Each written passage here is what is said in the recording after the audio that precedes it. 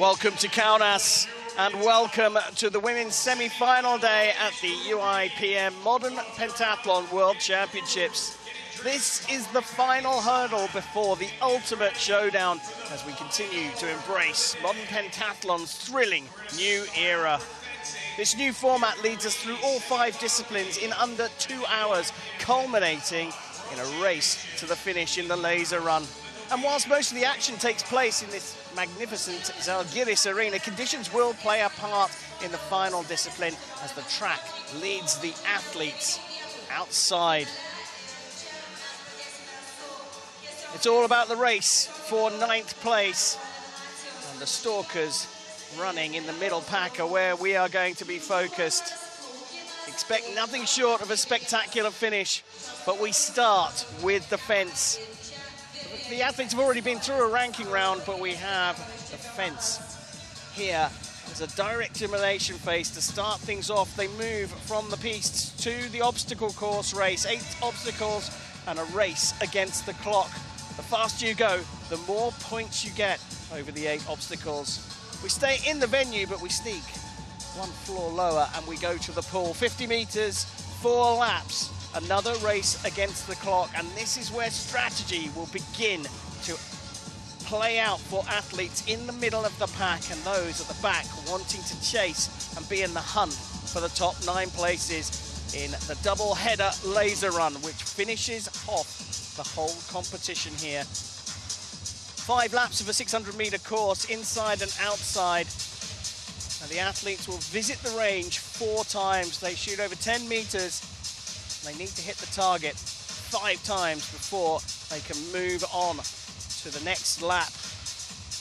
We expect lots of overtakes in the range, and this is a very tricky track, so it's a little tricky to find a place to overtake on track, but they come back into the venue to the finish line, and it's the top 9 that will qualify for the World Championship final here in Lithuania tomorrow.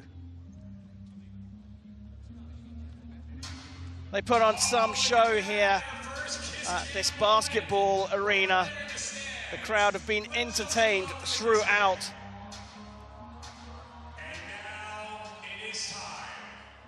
The time is now.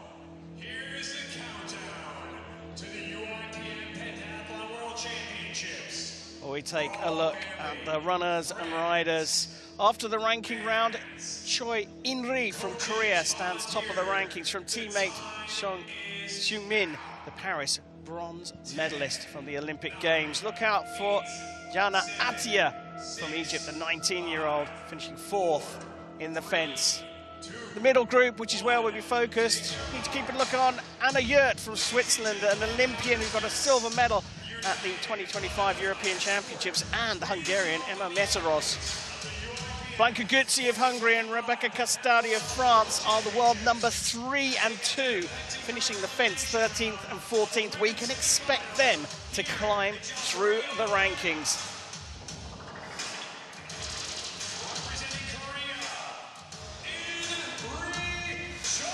Time to welcome the athletes out. The pommeling Korean Choi In-ri, world number 87, making her senior debut season.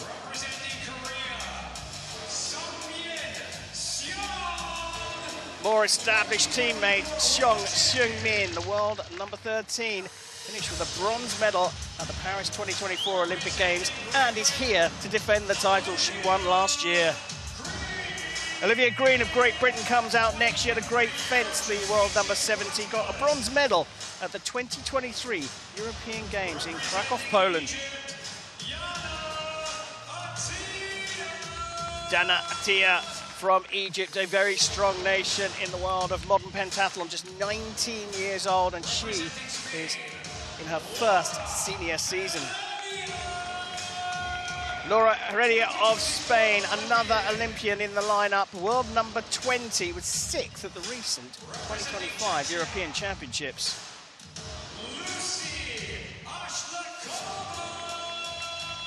Lavachkova from Czechia, just 19 years old, a silver medal at the Junior World Championships this year. Also went to Paris 2024.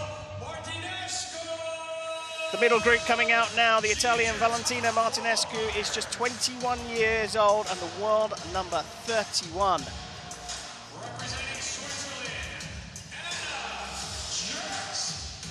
Well, Anna Yurt, the Swiss athlete, just 23 years old, went to the Olympic Games in Paris, got a silver medal in Madrid just a few weeks ago at the European Championships. She is hot at the moment. Now, Małgorzata Karbownik from Poland, 4th at the 2025 World Cup final. Another athlete who we expect to do well here, ranked 7th in the world. Sofia Cabrera has done so well to get to this stage. The Guatemalan is 28 years old, got a silver medal at last year's Pan American Championships in Brazil. Now the reigning junior world bronze medalist, 19-year-old Emma Meszaros from Hungary. Another athlete we expect to do well, and she could upset the apple cart in the fence. Catherine Oliver from Mexico, 24 years old, silver medalist at the 2023 Pan American Games in Santiago, Chile. Expect Blanka Guzzi from Hungary to come through the field. She's ranked 3rd in the world, was a bronze medalist at the World Cup final this year, and got a silver medal at these championships last year. Well, the world number 3 is followed out by the world number 2. The ever-smiling Rebecca Castaldi from France, the newly crowned European champion. Vivian Mayer from Switzerland is just 17 years old. She got a bronze medal at the 19 European Championships this year, right here in Kaunas. And now Ghana Elgende from Egypt, just 17 years old, the world number 57, was 4th at the Under-19 World Championships in Lithuania this year. This is her World Championship debut as a senior. Now Sofia Valencia from Guatemala, 4th at the 2024 Pan American Championships in Brazil. Can the 22-year-old from Guatemala threaten? And completing the field, Louison Cazelli from France. The world number 8 was a silver medalist at last year's Junior European Championships in Sofia, Bulgaria. Athletes, take your positions. Judges, take your positions. And fans, get ready for a show. Well, it's time for all of us to take our positions here. I'm Karen Bashir. You've met the athletes. How about saying hello to Alida van der Merwe, our expert commentator. Alida, huge lineup. World number 2 and 3 right down at the bottom at the moment. Yeah, I mean, we've got another stacked lineup from Olympians to world-class shooters and fearless newcomers. So strap in, because if semi-final A taught us anything, it's that nothing is guaranteed until the finish line. We start with the fence. We got 2 pieces. I'll take us through the action on the feature piece, and in picture we'll have the B piece covered by Alida. 1 minute fencing, knockout. When you go through, first to 5 points, or the leading athlete after a minute will go through. If the scores are equal after a minute, the higher ranked fencer, who is always placed right on the piece, will go through. First to hit whole body's target, hit with the point, doubles, and where both athletes hit each other within a 25th of a second. And we start with Valencia from Guatemala up against El Guindi from Egypt on the feature piece. And the first touch.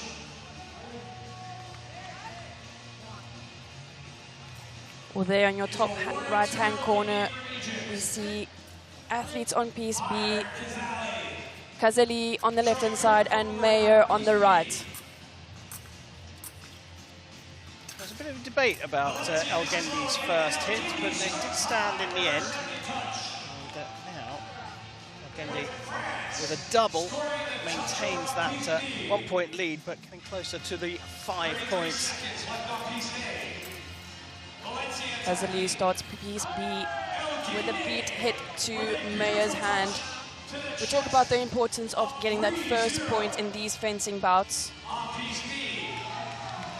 And there you see it, Cazelli with a 2-0 lead. Mayer in danger here. She is the higher seeded fencer on this piece.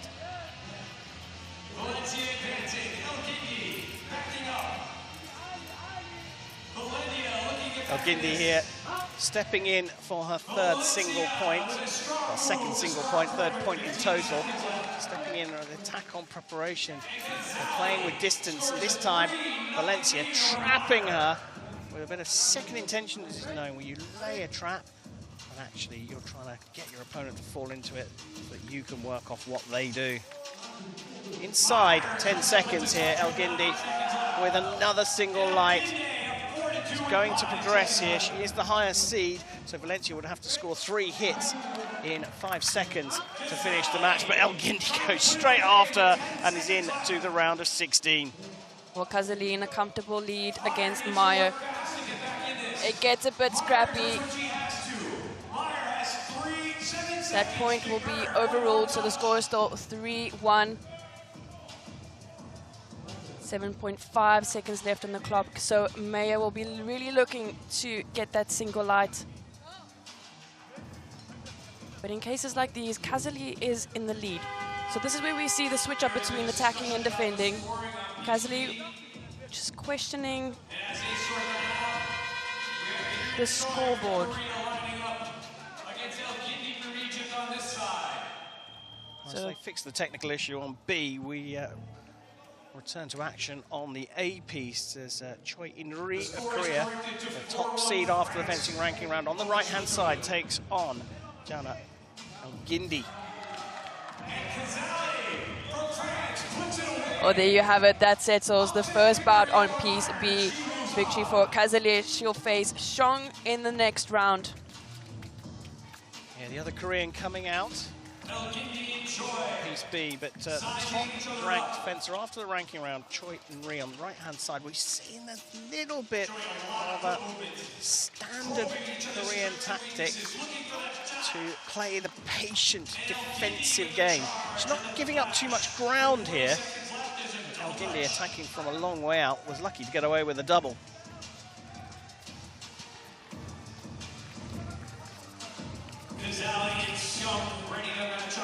So as time ticks away, as the leader has referenced already, training athlete Elgindi in this case has to press to get the lead. Choi feeling the pressure. So action commences on piece B. We have Shong on the right-hand side and Kazali on the left. Kazali with the lowest ranked fencer in this semi-final, so she's looking to redeem herself, but it's Shong with that flesh attack. Well, we've seen Elgindi getting the lead here, but boy, oh boy, she was lucky to do that on the feature piece. She attacked from miles away, missed the target completely, but luckily for her, Choi missed as well, and Elgindi got picked up for a continuation of her attack, but Choi, this time sharp to it, is now staying a little bit closer and trying to pick her off on preparation. Choi with the notional lead as the higher ranked fencer here. Elgindi's going to have to launch something soon. And she does, but Choi was ready for it, and Choi, the top seed, is going to make it through here. 1.5 seconds left on the clock.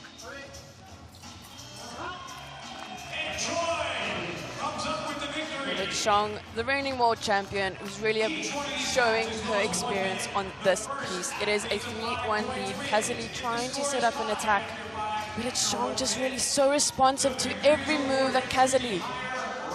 4th point for Shong.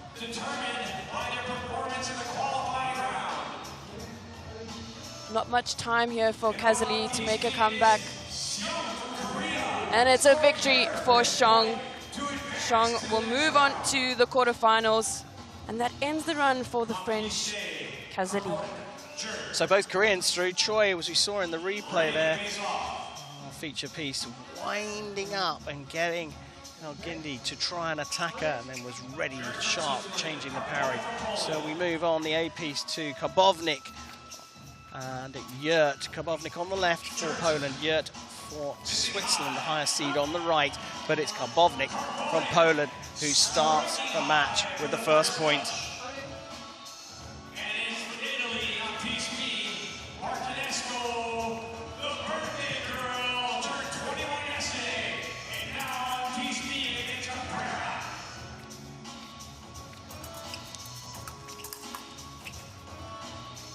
Yeah, trying to find a way through here, but Karbovnik sharp to it and goes 2-0 up.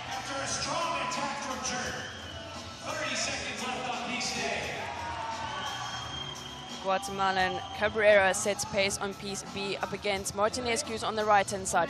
Martinescu did finish first in her qualification, so we know her to have a strong fencing performance. Martinescu went for the foot, but it was Cabrera really responsive on the top of her hand there. Martinescu in trouble. Lovely touch from Martinescu just on the top of Cabrera's hand. Just precision from Martinescu. Well, here on the A piece, Karbovnik is absolutely out-fencing Yurt. She's attacking on preparation. She just missed on that one, and Yurt gets her first point, but Karbovnik is making this one look easy, and she finishes the job off. Karbovnik of Poland through to the quarterfinals of the fence here.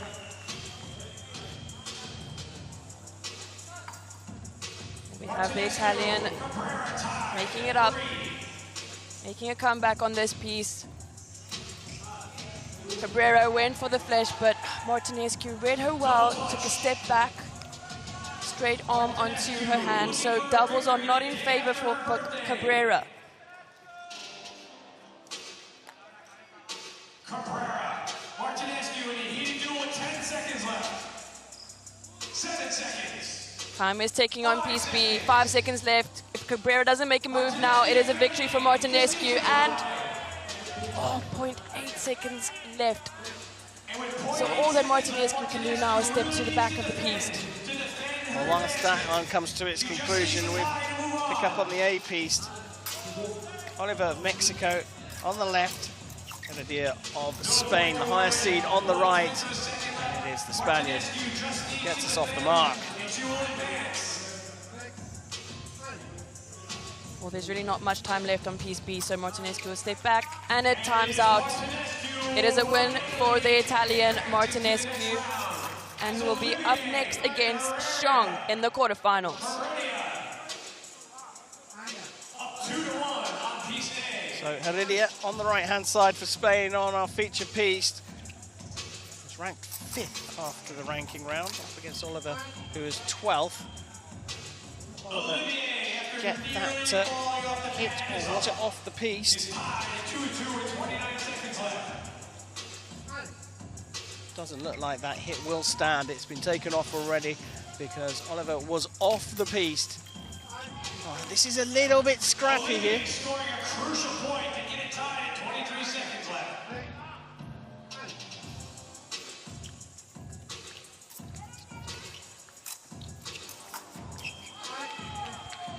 Heredia with a strong attack, but Olivier counters. 3-2 lead for Mexico. So we know that the Mexican has had some issues with her equipment. You see on the backs of the athletes, they have their names and their countries. That's part of the regulations for the equipment. But Oliver's jacket failed its test. It failed its safety test, and that's why she's got a patch on her back with her name on it. And she thanked the Hungarian team for sharing one of their spare jackets, and she'll thank them a lot if she comes through this one. She is the lower-ranked fencer, and Heredia is in trouble. She needs to score one more and has the time, but she's going to have to launch herself at the Mexican, and the Mexican ducks underneath to make it through. Well, on piece B, Lavachkova up against Meseros on the left-hand side in a comfortable 4-1 lead. Oh, and Lavachkova tried to go for the flesh there, but Meseros read it well, stepped back and picked it up on the disengaged riposte.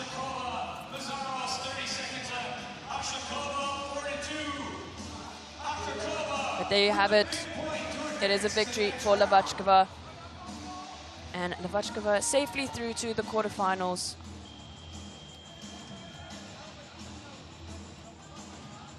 I wonder if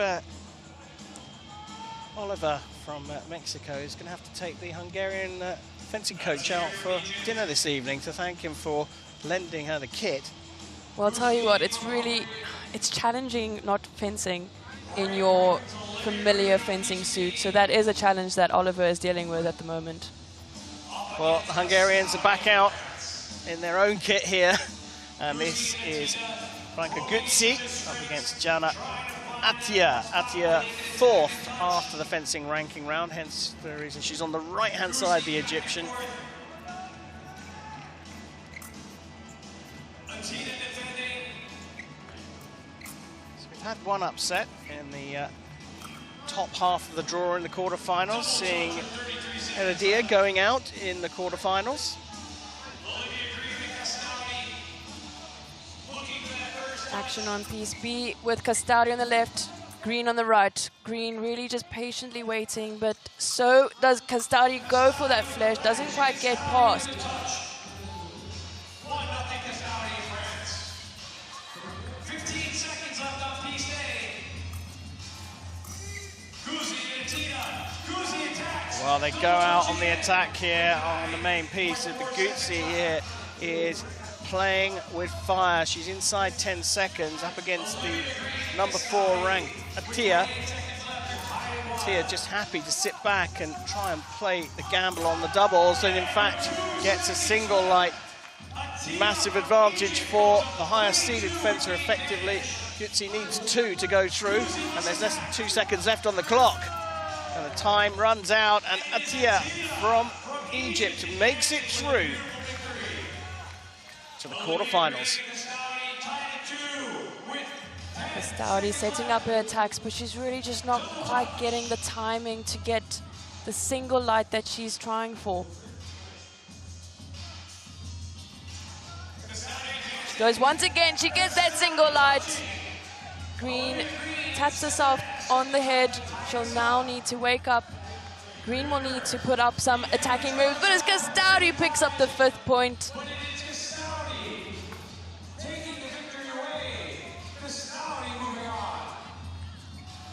Bit of an upset on a piece B. Castari 14th in the ranking knocks out Green, the 3rd highest ranked fencer, and Castari B up against Lavachkova in the quarterfinals.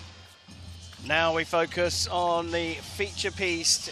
Everything from here will stay on piece day as we have Choi In-ri against Karbovnik. Korea versus Poland for a place in the fencing semi-final.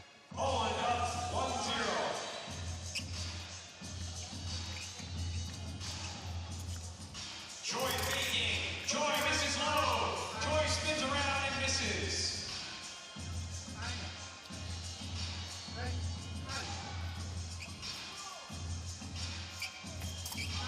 Oh, that's a beautiful hit, isn't it? Such a light touch on the hand of Karbovnik.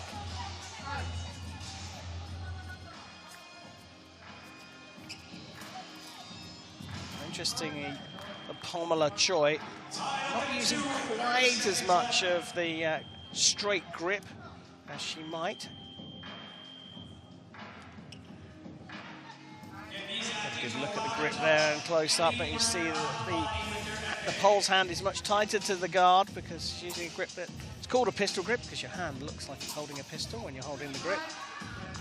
Karbovnik looking around at the scoring apparatus there. That's usually a recipe for disaster. Yep, a turning of the head ultimately means a yellow card to the fencer, so athletes have to take care of that.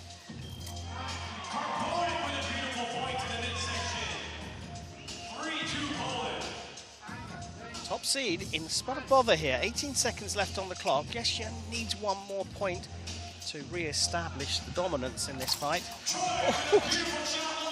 Choi tries to go down low for the foot, doesn't quite get it. Karbovnik goes for the flesh, but it's Choi who reads her opponent and steps back with that riposte. For me, that was a tactical error from Karbovnik. She got away with not getting hit on the foot, but she does recover from it in close quarters.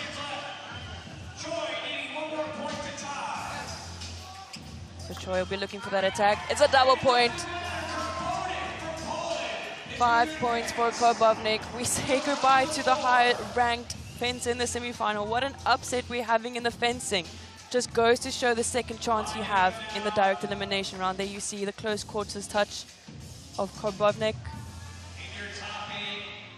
takes the blade to the side, but it's bringing her hand back in time. So we've seen the top seed from the ranking round go out. A 5-4 defeat for Choi. Kabovnik moving on. And now we go to the bottom half of the draw. Can the other Korean maintain her seeding? Number 2, Xiong, going up against number 7, Martinescu.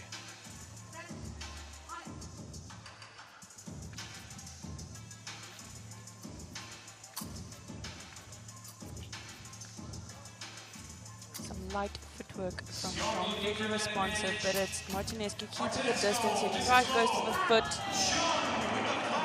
Beautiful. Beautiful from Martinescu. Just, as you can see, reading Xiong's attack, opening the distance.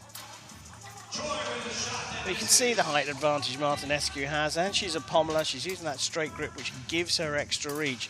And Xiong is not going to succeed against Martinescu attacking from that far out. She needs to be at least half a step closer before she launches that running attack. And ideally, she needs to grab hold of Martinescu's blade. I want to say grab hold. I don't mean reach forward with her left hand and grab hold of it. I mean, try and wrap it up with her sword.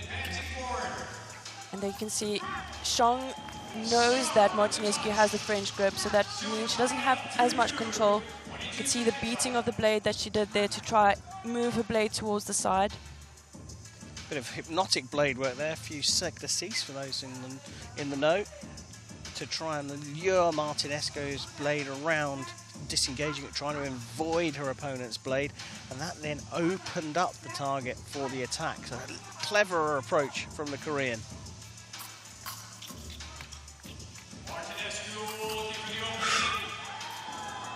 Now, there's a referee called halt for core body to body, because that was Martinescu's fault, and it doesn't give the hit to Xiong. Has a card been shown there? Yeah, looks like a card from the ref. So core means body to body.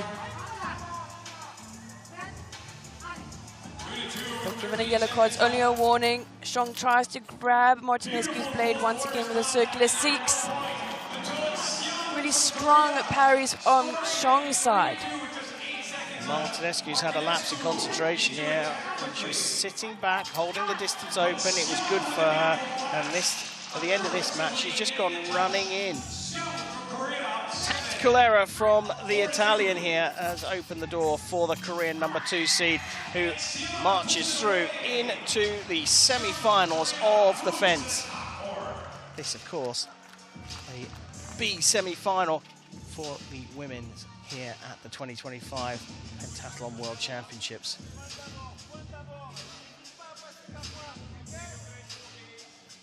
Just a straight hand forward from Xiong. Maybe a mistake from Martinescu's side, going a bit low. So 2 places in the semi-finals still up for grabs, and we move on to Castaudi of France, who's taken out Green, the number 3 seed, and she's going up against Hlavackova from Czechia, the number 6 seed. So Hlavackova on the right-hand side will have the advantage if the scores are level.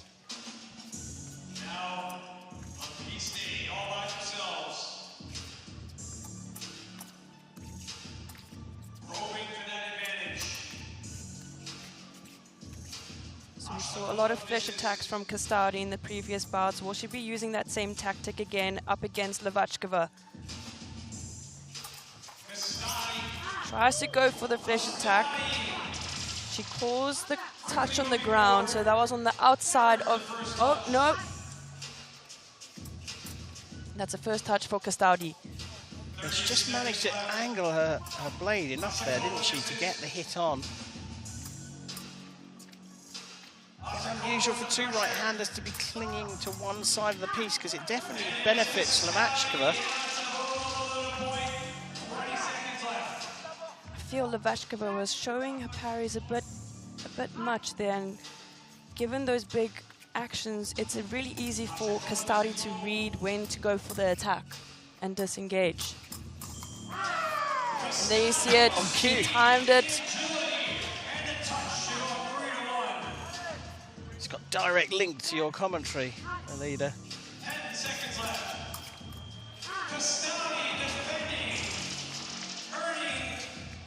And that sportsmanship there from Kostadi. She called her touch on the ground. Oh. No point there. Less than 6 seconds left, but it's Kostadi with Levashkova, double points. So double points are in favor for Kostadi. Levashkova will be looking to make a comeback, but there's such little time left. And there you have it. Kostadi on a roll here in the semi-final. Do you think she'd be happy with making it that far, or this far into the competition, or is she going to be thinking, well, look, I have a chance here to get a whole bag of points, even though I'm going to go up against the number 2 seed next? Well, I mean, given that she started off with her fencing in 14th position, I think she really took the pressure off of herself and just told herself to, you know what, let's enjoy it. And I think that's her charisma that she brings to the sport, and it's really such a pleasure to watch Kostadi. One more place in the semi-finals available. Oliver from Mexico,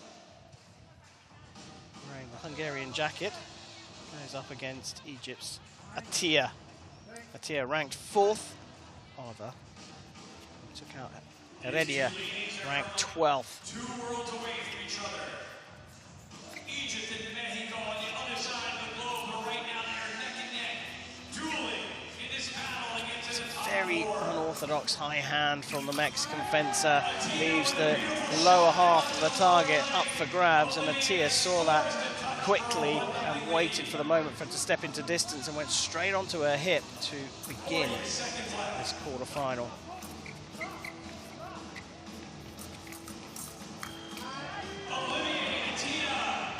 You see just the name fall off Oliver. I think they might have to just pick it up before starting this round. 30 seconds left. Oliver really pushing Atia towards the back of the piece. Waiting for her attack. She goes for that flush. And given Oliver is a left-handed fencer, you'll see she goes to the opposite side as what a right-handed fencer would do, giving the flush. Olivia and Atia with 20 seconds left. Atia misses low. Olivia comes behind and scores the touch. Well, We are questioning that. yeah, because I think that she's quite right in questioning that, because it looked like Oliver did make the final step past, and if you go past your opponent, you can't score the point. Yep. At the moment, it still stands. Tia still challenging the referee. So given an athlete goes past after a flash, you have one chance to give one action, and that point will count. If you do 2 actions, it will not count. Well, Atia not happy with the outcome of that. She's got 17 seconds to save herself here. She is the higher seed, so she just needs to level up to go through. Probing around the wrist. I think she's going to go downstairs again.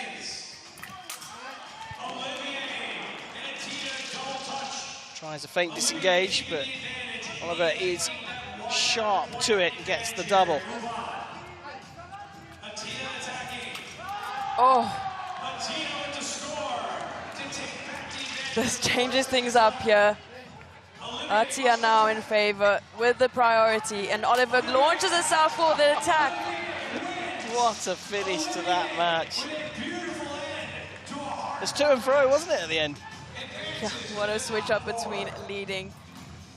But it almost felt like Atia was so close to Oliver's hand that she could have picked up a point on her wrist there.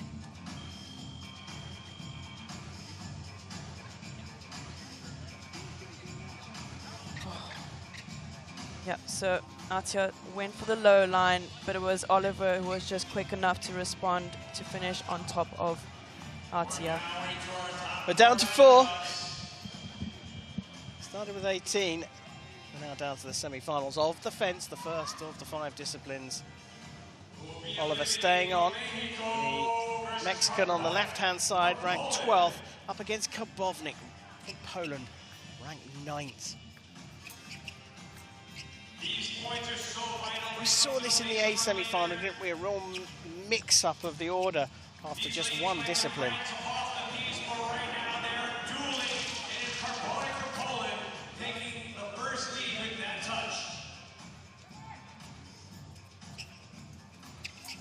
Karbownik just trying to go on the inside of Oliver's hand. Oliver might be having a hand a bit towards the outside and Karbownik seeing that target.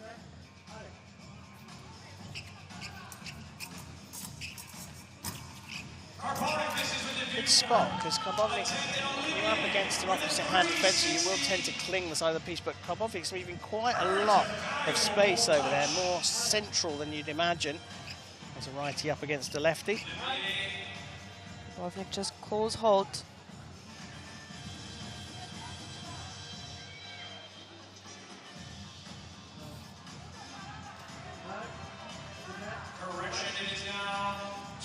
I wondered what she was asking. She said the score had been marked up incorrectly. It should have been 2-0, not 2-1. And now it's 3-0. Karbownik not landed on the first, but on the second action there. Karbownik really in a comfortable lead up against Oliver.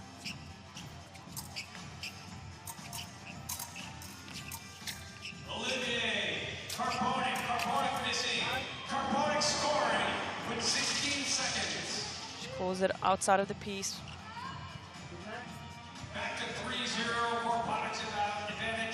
Karbownik needs to take care of the distance there. It's really tricky if you're towards the back end of the piece. You know you can't take a step back if your opponent attacks against you. 14 metres of piece they fence on, and Karbownik attacking into preparation. He called it a leader. She didn't want to go backwards and concede the ground into her own half this time. One away from making it through to the final. The pole. Well, not anymore. She is through. Karbownik is into the fencing final, climbing from a ranking of 9. She's going to come out of the fence first to second place. Yeah, she was really restricting herself going towards the back of the piece. It's so punishing if you lose a point that way. Such strong parries from Karbownik.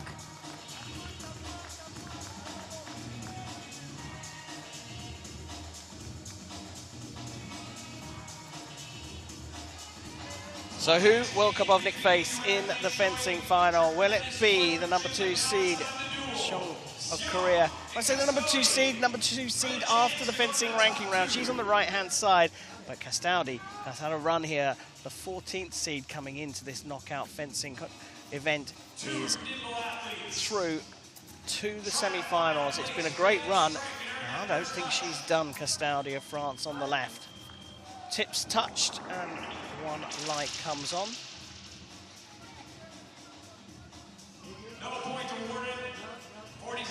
It's not part of the valid target area, so the hits don't stand. They're just checking the guards again to make sure they're earthed, because the hand is part of the valid target area, but the guard must not come up with a coloured light, and that's what that test is for.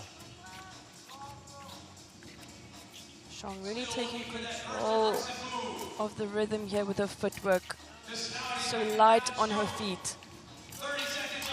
Oh, and Castaldi tries to go for the foot.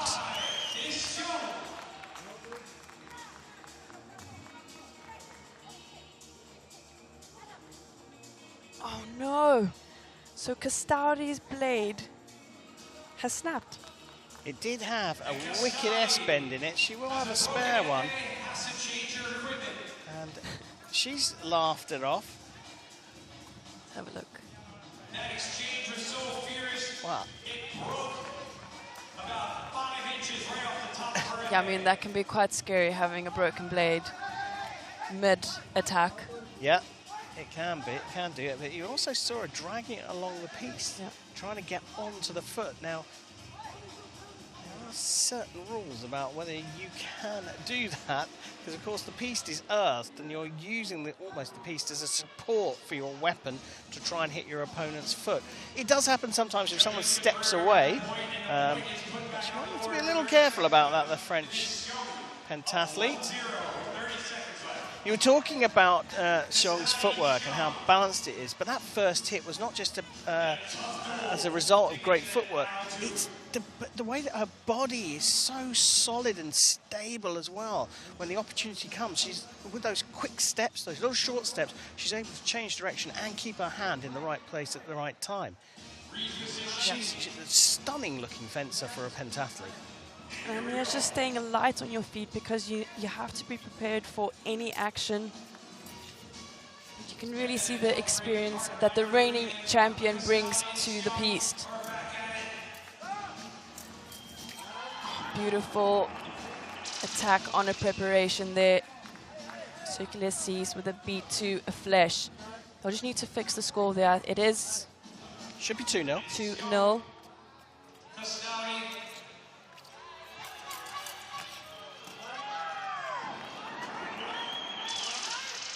Now, this is going to be interesting because I agree with you, Alida. I think the score should be 2-0. I don't see a reason why that hit shouldn't stand. Core, not necessarily the call there. They didn't quite come close enough. Now there is a debate about the score, and it should be 2-1. I think they are going to put this up to 2-1. The issue with the timing was the time never began when they started. At that point, it was started at 16 seconds and ended at 16 seconds. Judges are doing a great job correcting that mistake.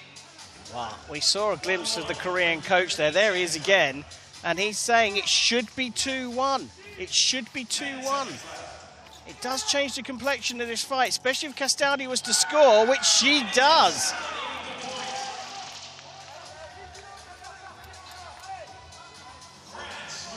Well, unless we've missed a hit being annulled for Xiong. Could be a debate at the end of this. Not anymore. It doesn't matter. Castaldi goes clear.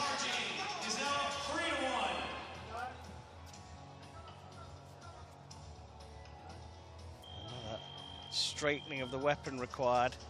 And you can see why Castaldi ends up with S-bends in her weapon. She does get close quite a lot. Well, I must say, I would prefer a slight bend in my blade with the target control, but this is a switch up of leads here. Castaldi on a roll. Will Xiong be looking to get another 3 points? No, she says no. Wow, that is unusual, seeing an athlete concede like that. And I think her coach has told her to get back on the on-guard line, at least see the fight out. But you can see head's gone down. She's not happy with the result.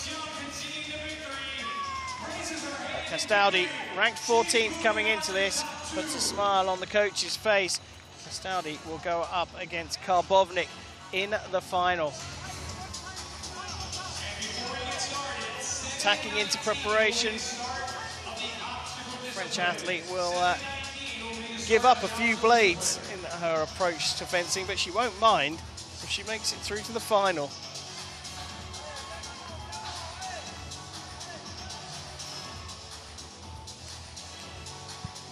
Here we go then. Who will take the first of the disciplines here? Karbovnik on the right-hand side, the higher seeded pole at 9th, going up against Castaldi of France, who has had a great run in the fence. Karbovnik making use of half steps. This is ultimately to set up in a preparation, almost like a fake action, just to read your opponent's response. Karbovnik launches herself for the attack, picks up that first point. So given she's got that first point, Castaldi has to respond.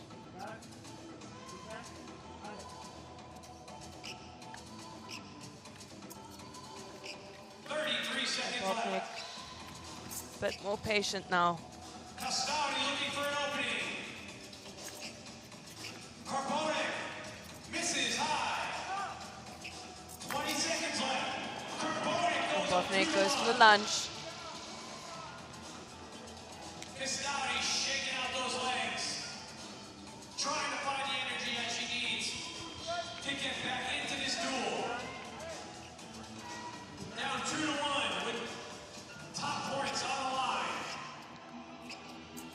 coming inside 15 seconds. Karbovnik with the advantage. It's effectively a 2-point advantage because she's the higher seeded fencer. Karbovnik going for the beat to the blade onto attack.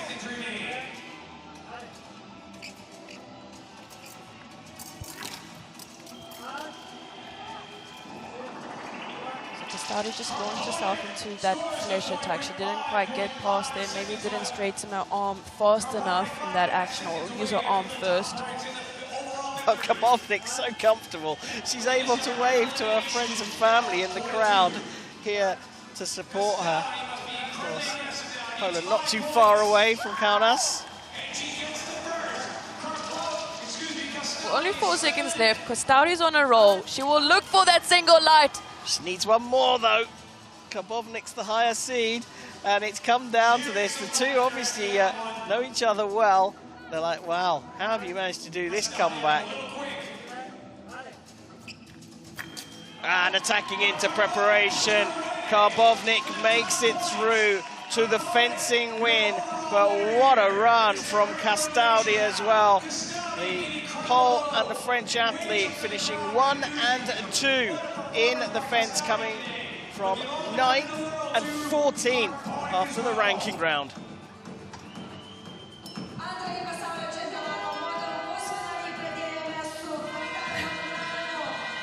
That's just excellent from Karbovnik. Attacks are all about timing it on your opponent, step forward.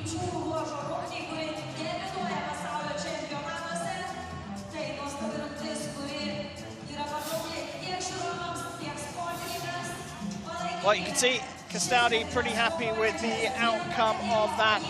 As you see, the two Koreans getting knocked out top and bottom of the draw. 1 and 2 seeds. Karbovnik taking out Choi, Kostadi taking out Seong. And those two made it through to the final, where Karbovnik came out on top. But for sure, the story is of the two Europeans taking out the top 2 seeds, both from Korea. And after the fence, this is how it looks. Karbovnik climbing 8 places, Kostadi climbing 12. And look at Oliver from Mexico also climbing 8 and into the top 4. Seong and Choi won't be too disappointed. They remain in the top 6, and Tia joining them. This is the middle of the order. This is where we're going to be talking about for the rest of this semi-final. Green dropping 6, Edidia dropping 5, Yurt dropping 3. Olivia Green from Great Britain on the bubble, the top 9 going through. Kazile making up 2 places, El Gindi making up 1. The bottom half of the draw need to make moves as we go deeper into the competition. Let's take a look back at how the fence went.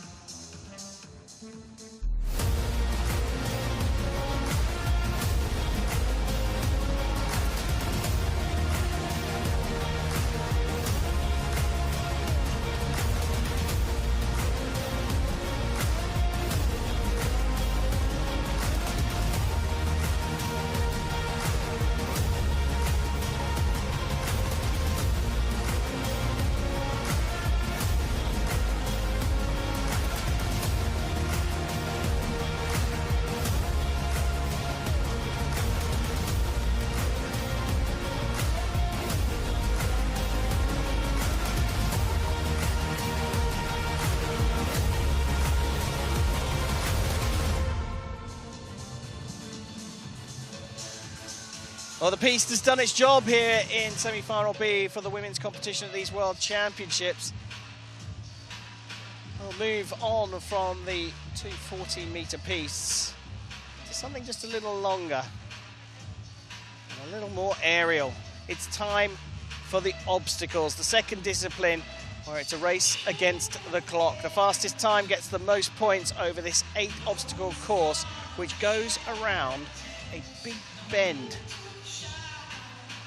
It is likely that we're going to see these indoor-outdoor events where the athletes are going to have to contend with an obstacle course that goes around a bend. And as you can see, we go through our POV of the course.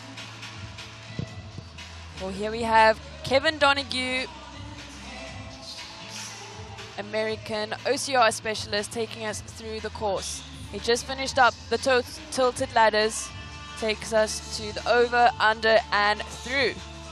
The fifth obstacle of this course, the ascension bars.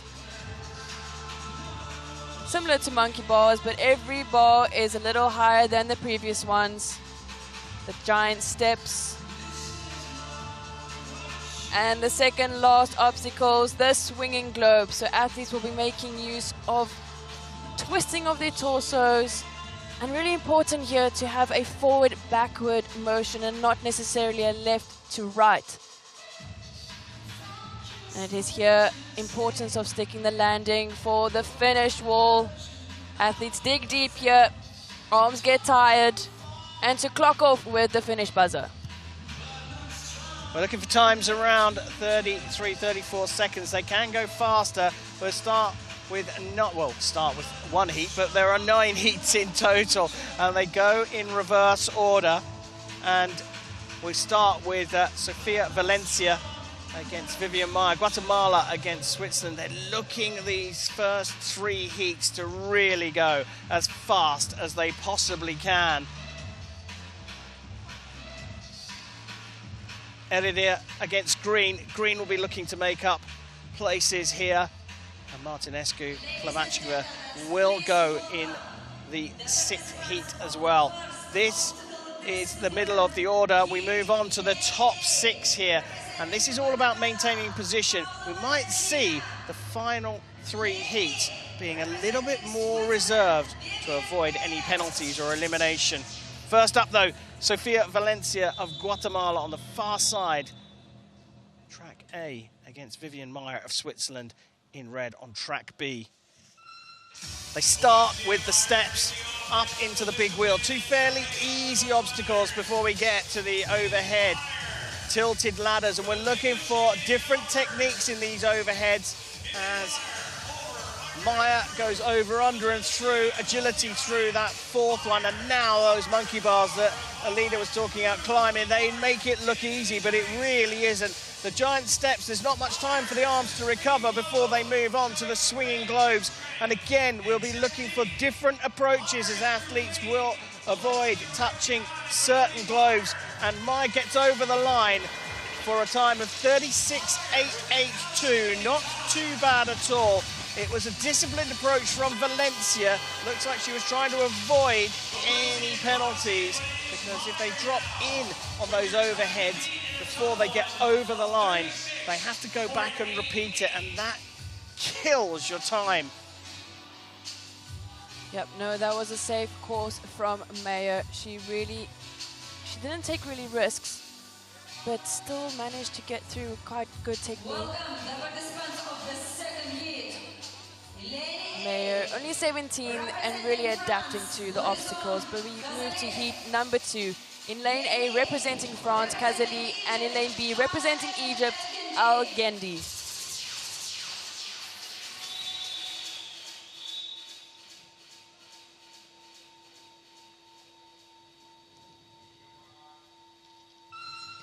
And we're off straight into the action with the first 2 obstacles onto the tilted ladders. Watch the swing and the catch and release from Kazali. Brilliant. She makes her way over, under, and through onto the bar. She goes to the 2nd ascending bars. Switches up the tactic here. Sticks that landing. Quick feet onto the steps, but it's the swinging globes which punishes hesitation. Look at the reach that Kazali generates. Up onto the finish buzzer, 35 seconds for Kazali. She screams in delight for that. Oh, but it's Al Gendi who had a fault for the swinging globe. She's repeating it and trying to play it safe. And I tell you, you want to try to let go of the swinging globe as quick as possible. It is really strenuous onto the shoulders. And it's a finish buzzer for about 62 for Al Gendi. Well, that's a difference between nailing the course and having a fault. Kazali was spectacular. Who expected that? leaping through the tilted ladders, and their determination to get over the swinging globes, having enough in the tank to get up the finishing wall. And that's what it means, because she's low in the order. Will that make a difference? Next up, Blanka Gutsi against her Hungarian teammate, Emma Mezaros. Gutsi on the far side.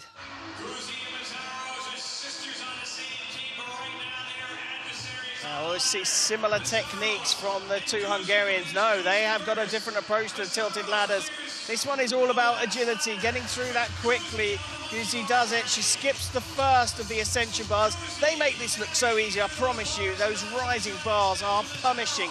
No time to rest before you get to these globes as well. Another skip through, and using multiple techniques and avoiding the last two globes. Guzzi is absolutely on fire here.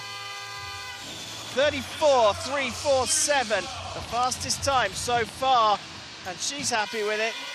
Mezaros finishing with a 42.319.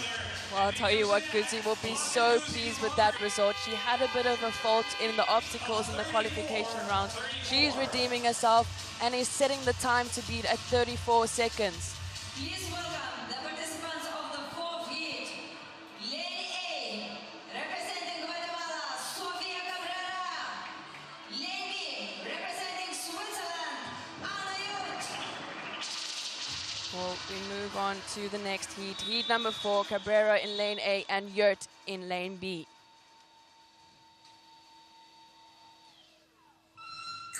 From the start line to the finish buzzer, let's see what these two athletes have got. Tilted ladders, swinging and the catch and release to stick that landing. Yurt off and away. Straight to the ascending bar. She goes safe for the first bar, but look how she just has rapid arms here on the ascending bars. No time to waste until the swinging globes. Watch that twisting of her body. Brilliant reach from Yurt. Final push for that finish buzzer. It's 40 seconds for Anna Yurt of Switzerland. And Cabrera finishing us off for a 48-second finish. Conservative as we get through the heats in that particular heat. Both getting through safely. Yeah, impressing the most perhaps, especially through the bars. She was absolutely electric. One of the things that perhaps we don't necessarily talk about too much is the technique up that finishing wall. It's very different from those two athletes. Something to look out for. No time to rest here though. Laura Heredia from Spain on the far side on A. Olivia Green of Great Britain closest to us. And they're straight out of the gates. Now these two will be looking to maintain position, not make any errors at all. It's pretty tight. Heredia getting off to the early start and is holding that slight lead, but is much faster through the ascending bars, and now she's opened up a big gap. It's not going to be the fastest time, that is for sure, but it's a solid performance from the Spaniard. She's going to miss the last globe, and up the wall she goes. And it's that third step for me that makes a big difference on the wall. You've got to attack that finishing wall.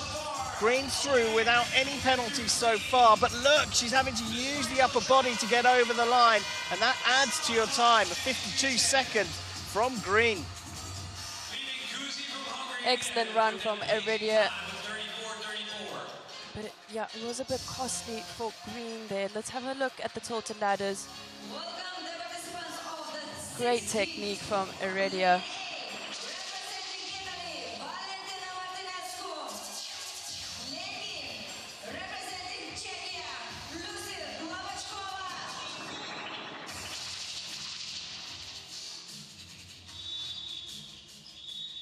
Next heat, Martinescu in lane A and Lavachkova in lane B. We'll let the run begin, athletes take onto action. Martinescu and Lavachkova.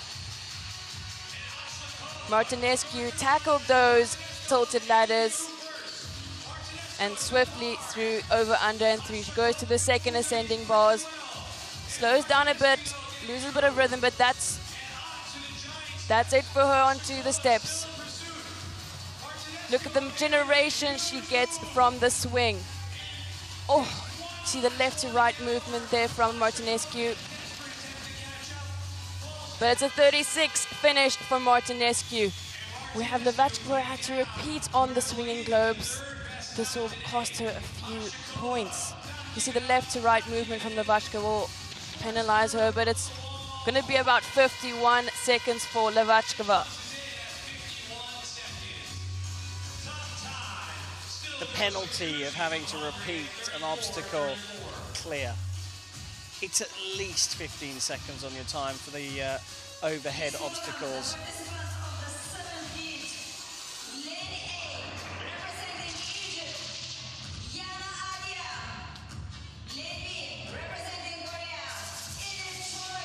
Martinescu moving up to third in the rankings through the obstacles. We now have Jana Attia on the far side up against Choi In-ri of Korea.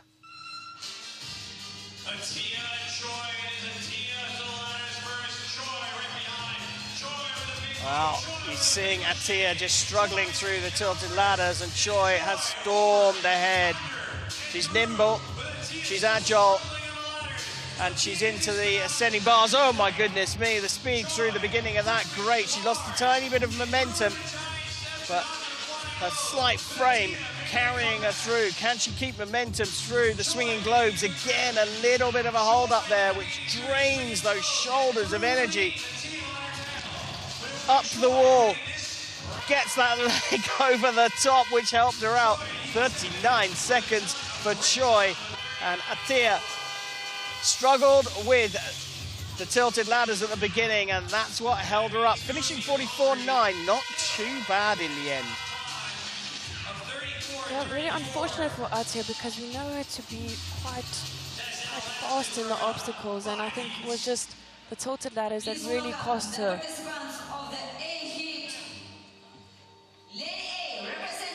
See what happened to Attia onto the tilted ladders, but it was a great run from Choi. Oh, she just knocked her head on the buzzer there. We move on to the next heat. Oliver in lane A and Shong in lane B. Athletes take action to the course, starting us off with a big wheel straight into the tilted ladders. Change of technique here from Shong with a swing and lands that. Over, under, and pops right through. Ascending bars. Oh, Shong misses that first ascending bars. But it's Oliver, calm and collected. She pauses for a minute, but it's Shong making a comeback. Shong needs to look up and ahead for the rest of the course. She goes for globe number 1 and 2, reaches for the next. And I tell you, that's great determination from Shong to come back. Looks for that finish buzzer, just under 50 seconds. Oliver having to take a second chance onto the swinging globes. She'll need to play it safe here. We call the bicep technique. It is so strenuous onto the upper body. But a safe bet for Oliver and Miss Foots. So this means an elimination for Oliver. Well, you said it, the bicep technique. Absolute killer. And it's all about losing momentum, and there's a replay of the miss. I mean, she was miles away from it, but she did recover well, Xiong. Gotta say, coming through with 47 odd seconds, not too bad. So the top two go up against each other. After the fence, they are the top two, of course. It's Rebecca Castaldi of France on the far side against Małgorzata Karbownik of Poland, closest to us.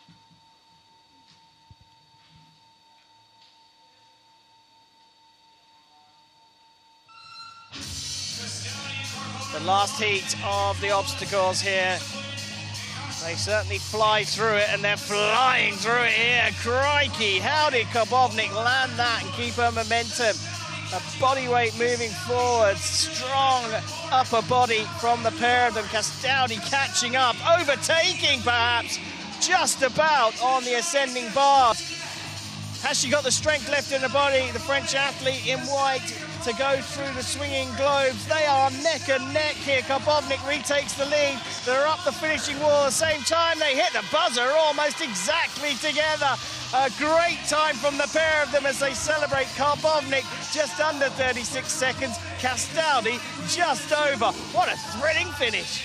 Oh, what a delight to watch these two athletes. You can see how happy they are with that, almost in sync throughout the course. I must say, Castaldi is on fire in this semi-final. Really pumped up from the fencing. What's remarkable about it is that the leads changed hands almost on every single obstacle. It kept us entertained throughout. Look at the finish. Unbelievable. Castaldi looked up at the time and went, do you know what? I think we've done all right there. We're the top two coming into this. And they come through the obstacles. They finished ranked 3rd and 4th.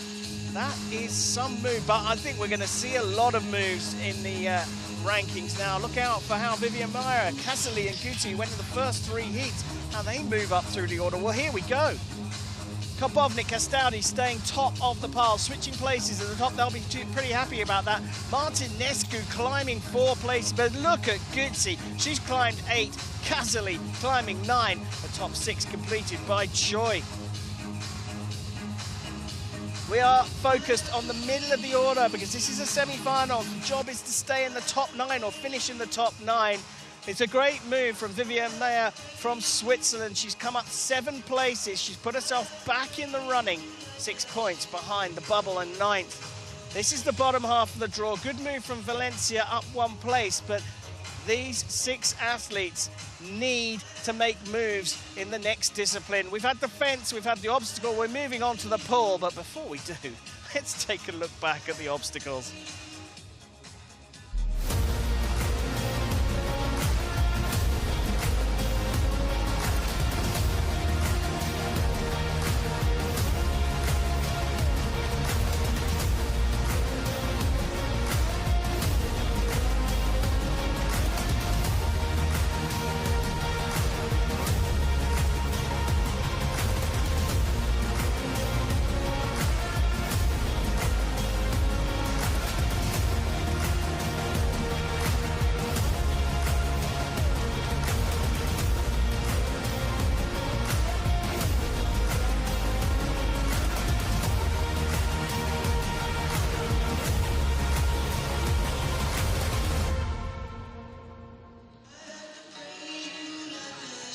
Well, we do have to praise those athletes. Going through the obstacles like that is a true test of their resilience.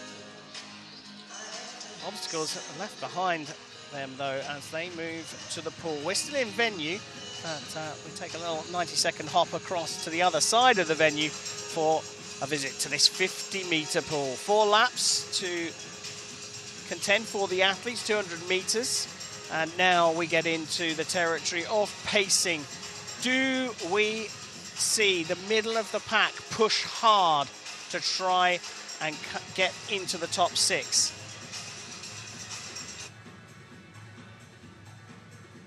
Well, we'll find out what it's like moving from the obstacles to the pool. I guess we had a chat with Rebecca Castaldi. Je suis Rebecca Castaldi, je suis athlète et je fais du pentathlon moderne. Je suis double championne du monde junior et championne d'Europe senior cette année. Ma transition entre l'obstacle et la piscine, elle est très simple, c'est-à-dire que quand je finis un sport, je me mets tout de suite focus dans la natation. J'imagine sur le plot, le temps de départ, comment je nage dans l'eau, quelle position je vais avoir, le temps aussi que je dois faire à la fin, selon mon classement aussi dans la compétition. Mais vraiment, j'essaie d'être focus. J'essaie aussi d'écouter mon coach et d'écouter un peu de musique pour pouvoir me motiver, c'est important. En France, on travaille les transitions, donc on se prépare aussi mentalement et physiquement. Dans la semaine, on va travailler par exemple une charge, par exemple, je sais pas, beaucoup de vitesse. Et donc, on va faire des transitions avec de la vitesse, avec beaucoup de lactique dans le corps, pour pouvoir aussi mentalement être prêt pendant une séance ou pendant une compétition. Et il y a des semaines, on va pas du tout travailler la transition, on va travailler plus chaque épreuve par épreuve. Et donc, un peu se mobiliser en disant, voilà, là j'ai travaillé ça, qu'est-ce que j'ai appris, qu'est-ce que ça m'a permis de, on va dire, d'apprendre de ce sport. Et pour pouvoir le mettre aussi pareil dans d'autres sports. Parce qu'en fait, en général, chaque discipline ne sont pas pareilles, mais dans le fond, la préparation est la même chose. Fascinating stuff about the transition, of course. Sometimes they don't practice it. That's quite unusual. We are going to have 3 heats in the pool. We start with the lowest ranked athletes from positions 13 through to 18. And then we move through the middle of the pack for heat number 2 and then on to the leaders in heat number 3, which means that we have a mix-up of swimming times. Our first heat has an athlete who can swim a 2:15, and that is Great Britain's Olivia Green. She will certainly be looking to make a move here. And Alida, the pool is a place where strategy really does come in. In this first heat specifically, surely the athletes have to go all out to try and get their best time? Well, easier said than done. I mean, it is the swim before the start of the laser run, so it really depends on where an athlete's strengths lie. Given if it is endurance in the swim and the run, which is a bit more physically demanding. And I mean, Olivia Green is a strong laser run athlete, so she might even put everything into the swim to help her start off in a better position before the laser run. Well, out they come. Lucy Plavachkova from Czechia going in lane number 1. Sofia Cabrera from Guatemala in 2. Olivia Green in 3. We need to see how she is going to perform in the pool. Guatemala's Sofia Valencia goes in lane 4. Gana El-Gindi in lane 5. And Catherine Oliver from Mexico in lane number 6. Fastest time by some way from Olivia Green of Great Britain in the last 12 months. The next fastest swimmer is right next to her in lane number 4, and that is Guatemala's Paula Sofia Valencia Franco, to give her full name. Heat number 1. Here we go, into the pool. It's all about the clock, but you've got to also be thinking about what you need left in the tank for the laser run here. 4 laps of the pool as they get fully underway, and it's no surprise to see Olivia Green of Great Britain powering away from the field in the early stages. Yep, so we know that the 200 is all about setting pace, given that first 50. But also take note, athletes are seeded into their lanes based on their current standing. So the higher ranked athlete is in lane number 1 with Lucy Plavachkova, and the lower seeded athlete in lane 6, Catherine Oliver. But eyes on Olivia Green as she powers through. She has a seed time of 2 minutes 15. And we've said before, in the women's, if they can clock around just under 2:20, they can really set themselves apart from the rest of the field.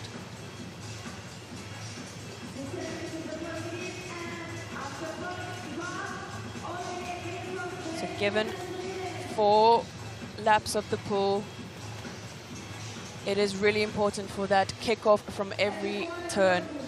From the start to the underwater, you can really shave off every second in your 200 meters, but watch how Green is just changing gears now in this third 50. Oh, she's moving through beautifully. Interesting to see Plavachkova in lane 1 pushing hard as well. She's trying to get through this, punishing the 3rd lap. So you make the turn into the 4th lap. The home stretch and the end is in sight. Just blessed relief, but also provides a huge amount of momentum just to grind it out and get as much out of the clock as you possibly can. Green breathing every 4th stroke, so that means you don't really have so much resistance if you're breathing to every side. Great technique from Green. She puts her head down for the finish. It's going to be a fast time from Green. Well, we don't have the clock, but it did look mighty quick, and unsurprisingly, Sofia Valencia finishing second. Tlavacheva coming through in third in the end. She was a bit down early on, but she managed to claw herself back into third position. But let's not forget, this is all about the clock and the times, and we await those. But Olivia Green has set the pace here. We need to see what that time was, to see how it's reflected in the coming heats as we take a look back over the first heat.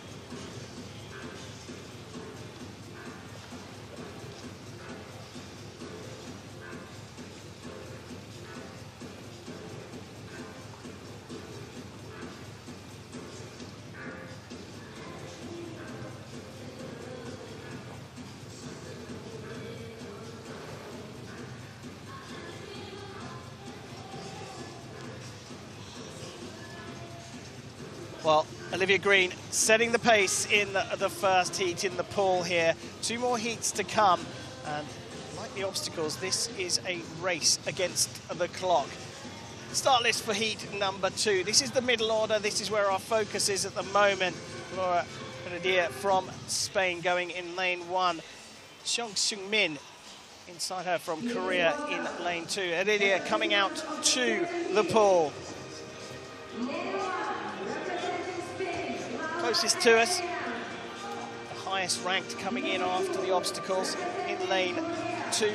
Song of Korea has dropped through the ranks through the first 2, and she sits in the middle of the pack as well, along with Jana Attia, Yurt, Vivian Mayer, 2 Swiss athletes next to each other in lanes 4 and 5. Hungarian Emma Messeros, number 6.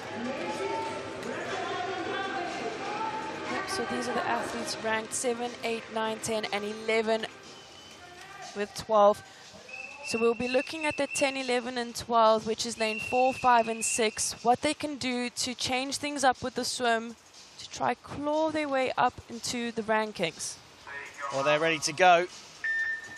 And we are looking at... Well, we're looking at all 6 of these athletes. They're in the middle pack. This is where things are going. The closest 3 to us are currently sitting in qualification positions, and they'll be looking to hold those positions. It's the far 3 that will be looking to hunt them down. Fastest time in the pool is the Korean this year in lane number 2. Seung Min coming through the first 50, and she will hit the turn first. It's about a 30-second split for that first 50. We like to break these 50s up into 4. So if you clock around a 30-second, you want to keep up the rest of the 3 50s around 32, 33 if you want to clock around 220. Interesting to see the times of Shong.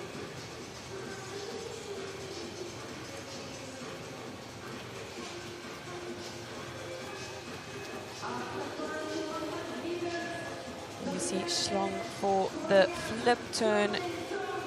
Great butterfly kicks for the underwater and really shifting gears now on that third 50. Can Schlong and Tia maintain this pace? A 1:05.45 100-meter split time for Schlong at halfway stage. If she stays as strong as that, she is going to smash the current time set by Olivia Green in the first heat of 2:19.04.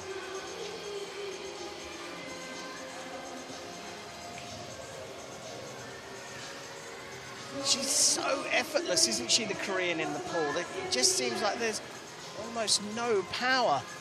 Anything in particular you can see in the technique? Yeah, it's really streamlined technique from Shong. Really just, you don't see much bobbing. You see an even direction of her and a really great feel of the water. She is breathing every second stroke, trying to get as much oxygen in. Or she put her head down for those last 15 meters. It's going to be just under 220 for Shong. time to beat here for the swimming.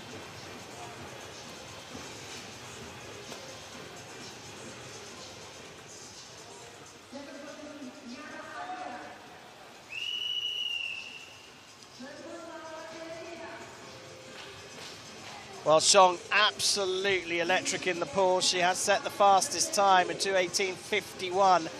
That does give us some point of reference for Olivia Green of Great Britain's time in the first heat of 2:19.04. We are getting news potentially of a penalty here. As we take a look back at the second heat, and we think that Meseros in the far end has gone early. Difficult to say. If anything, in that heat, it looked like the move was from Laura Heredia in lane 1. She looked like she made the move early. But gliding through the water, the fastest time so far. It's Korea's Xiong Seung-min. So the pool, the place where we don't necessarily have the electrics of well, either the fence or the obstacles, but it is all about strategy at this point.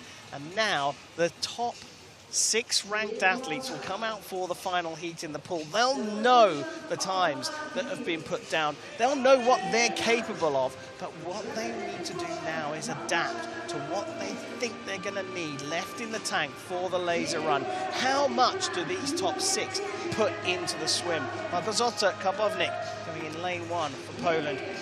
Rebecca Castaldi of France in lane 2. Valentina Martinescu of Italy in 3. Choi In-ri of Korea in 4. Blanca Guzzi, Hungary in 5. France's Louison Casselet in lane number 6. The fastest time in the pool by some way is the Italian in lane 3. Valentina Martinescu has set a 2:11.89 this season. Surely she's not going to try and go out at that kind of pace. She's already in the top 6. She can afford to go 10 seconds slower and still be in the top 6. Heat number 3 underway. These are the top-ranked athletes after the fence and the obstacles that they prepare in the pool for the laser run. Tactics at play.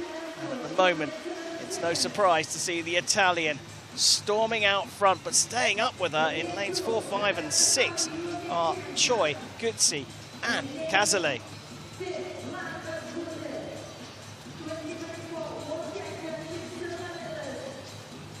So Martinescu turning on first for this first 50. But you must be right, Karim. I think she might be holding back a bit more with this swim. That they've already competed on qualifications day. Today is semi-finals. And then for a third day for Super Saturday. There's a lot of effort that goes into this. You've got to not only keep stuff in the tank for what's coming up the rest of the day, but what's coming up tomorrow if you make the final.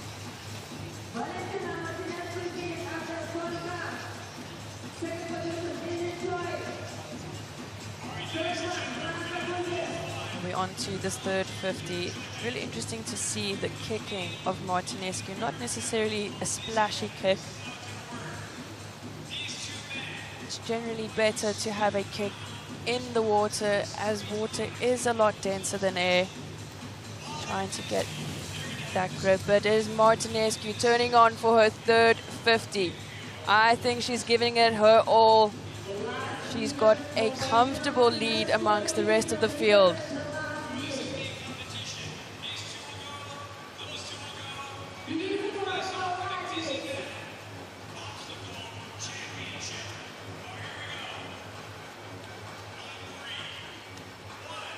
Well, the third heat of 3 coming to an end.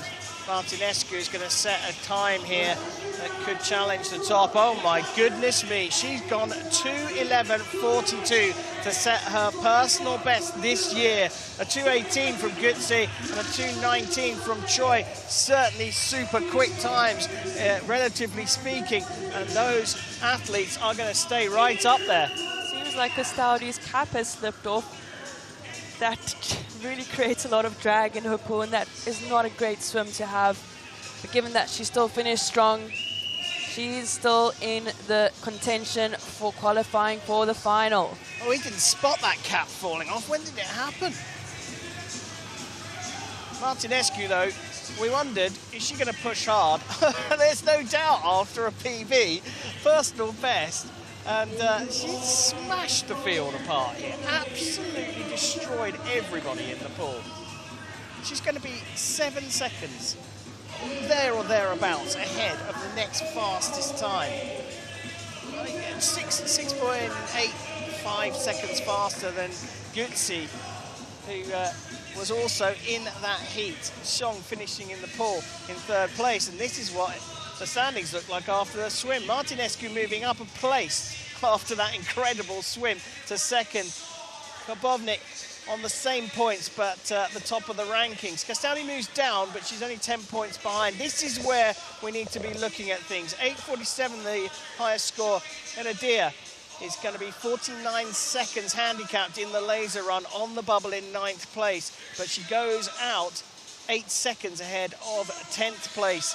And now we look down to the bottom, and this is where we are going to have to take a little break to work out who's got a chance of making the top 9. The swim is done. The final double header is coming up in the laser run. But before we go to that, let's take a look at the action in the pool.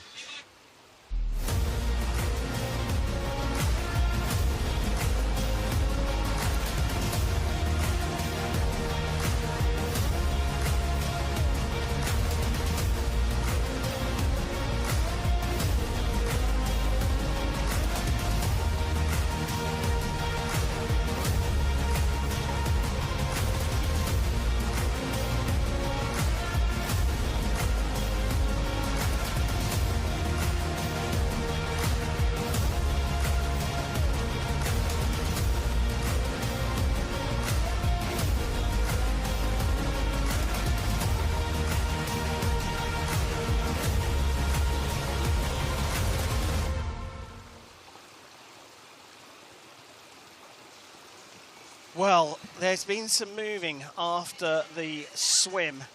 The athletes prepare now to go from the pool back to the main arena for the laser run, a combined 3,000-meter run with 5 laps of this 600-meter course. The athletes visiting the range after each lap of the first 4 laps. 10-meter range. Got to hit the target with your laser gun 5 times before progressing on to the track. After the forced visit to the range, the athletes will complete their final lap going outside, up the hill, making the final bend outside, coming into the arena. A couple of easy turns and then a very tight run in to the start-finish line. The top 9 will qualify for the World Championship final, and that is what this race is all about. The top 9.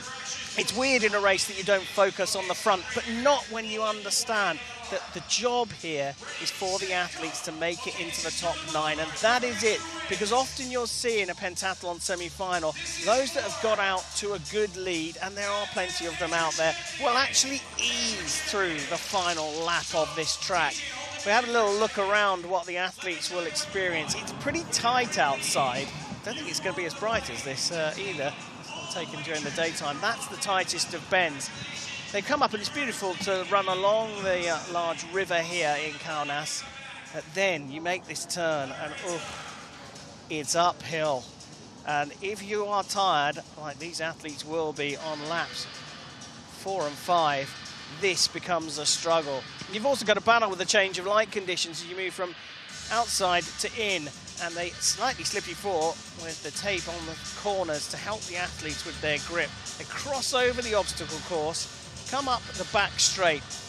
They've got two fairly easy bends, relatively speaking, on the back straight. And they don't go into the start-finish line, they come into the range at this point. Now they've done this 3 times at this point. This is the 4th visit to the range from our point of view camera. You've got to hit the target 5 times. Your heart is pumping, your breath is at a rate of knots. You've got to control yourself to get the 5th light, and then it's time for one final lap of the 600-meter track. They won't be going quite as fast as this, I can promise you that. But the job as you come back inside is to get over this finish line in 9th place or higher. The athletes going through their final shoot, and I promise you that athlete, that male athlete, is not going to be shooting. But Eliminations from Spain will be in the contest here, and we had a chance to catch up with her a little earlier on. Hi, I'm Laura Heredia. I'm from Spain and I'm a pentathlete. I usually check my supplementation as with the other disciplines, and then I try to relax a bit, to do some deep breaths, and maybe to sit down if I have a bit of time. And then I go directly to the lazy run, like to do a warming up, like easy run.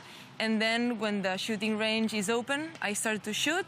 And first of all, I feel like my arm is a bit like shaking, but then after 2 or 3 shoots, I feel like it's more easy for me. It's like quite easy to adapt to the lights. I usually wear glasses, like sunglasses, or like a hat, like today. And then like the light, I don't see like a lot of difference. If the background is a bit dark, I try to do the stop in the shooting like a bit more up than the normal thing. Well, normally in Spain we practice outside, so yeah, I'm used to it.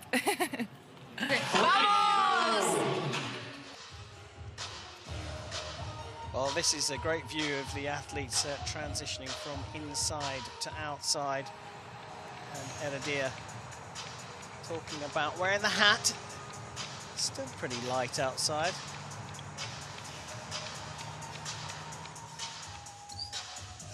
Will she challenge Eliminations on the bubble in 9th place? Kabovnik sitting in 2nd. The pole looking to challenge Martinescu up front. They're both on the same points, Alida, so they will come out of the start block in this handicap race. First off, explain how the handicap works. Yep, so based on the total points athletes have earned throughout the day, the athlete with the highest score starts first. Then for every point behind, the next athlete starts 1 second later. And if someone, for example, is 10 points behind, they'll start 10 seconds later after the leader. But there is a limit. If an athlete is more than 1 minute 30 seconds behind, they will be grouped together, and we have that 1 minute 30 group in the semi-final B, with athletes of Cabrera, Algendi and Oliver, who will start 1 minute 30 behind the leader. So I think the main thing there is, as we look at Hlavačková down in 14th place, and we think she could challenge from 14th, but beyond her, we think it may be a struggle. But Cabrera, Algendi and Oliver will go out together 1:30. If they were to make it into the top 9, we cannot call that they've made the World Championship final, because their timings will have to be adjusted based on their actual handicap, because Cabrera is 1:42 behind, 1 minute 42 behind the leader. But the challengers we think could be coming from the back, and Anna Yurt from Switzerland going out 11th on 785 points. Is my maths quick enough? 45 plus 15. We're talking about 67 seconds behind the leader. We think she can challenge. We think even Hlavačková on 769 could challenge as well. Gutsi in 5th place on 824 points. Will go out 23 seconds behind the leaders. The top 9 will be looking to hold station. Martinescu. She's going to some challenges, that is for sure. Up front, though, that's where you want to be. Yurt has work to do. And the effort that they have to put in here has to be tempered against how they're going to fare if they make it through to the final, because as you said, Alida, there's not a huge amount of time to recover. Yeah, but I must say, Gudzi is really having a competition of a lifetime. I mean, she really had to run away from the qualifications from 24 to top 18, so it is possible. Well, here we have the start list for the laser run. Martinescu and Karbovnik going out at the same time.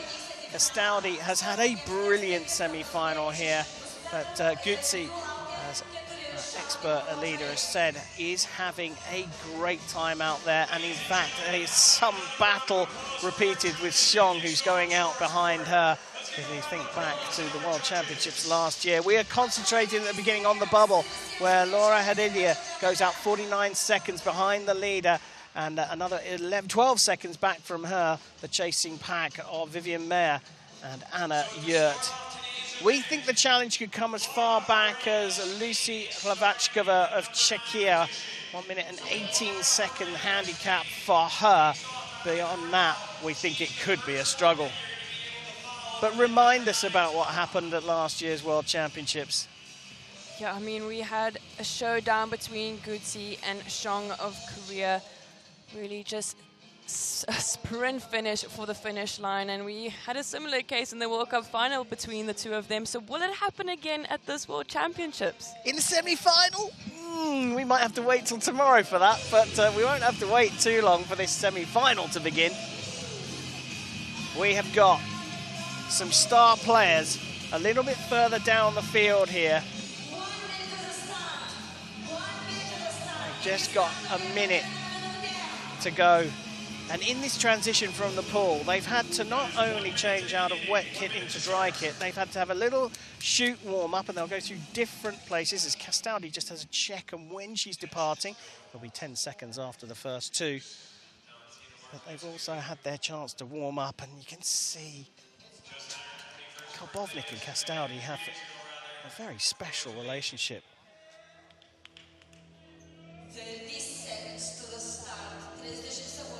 Well, this is what the season has built up to for these 18 athletes. The top 9, only the top 9, will make it through to tomorrow's World Championship final. The tension could not be higher.